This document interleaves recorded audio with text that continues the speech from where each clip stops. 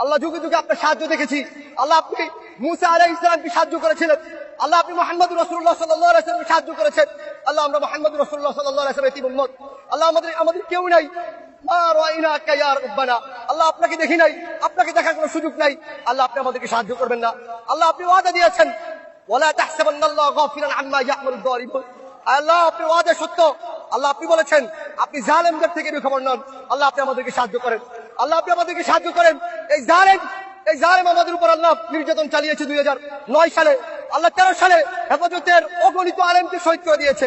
আল্লাহ 2018 সালে এরা আমাদের উপর হত্যাযজ্ঞ চালিয়েছে।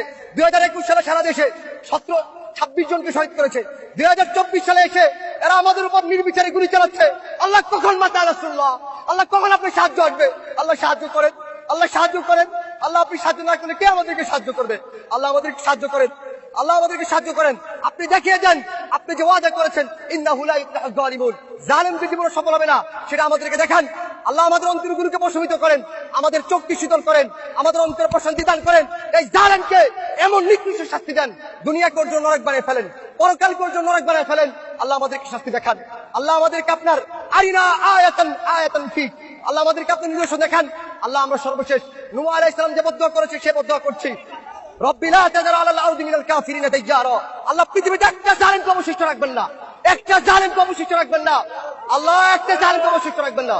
আল্লাহ খুবাইব রাদিয়াল্লাহু আনহু যে বলেছিল আল্লাহুম্মা আহসিন আদাদা, আল্লাহ একটা একটাকে গণনা করে রাখেন। ওয়াক্তুলহুম বাদাদা, আল্লাহ একটা একটাকে হত্যা করেন।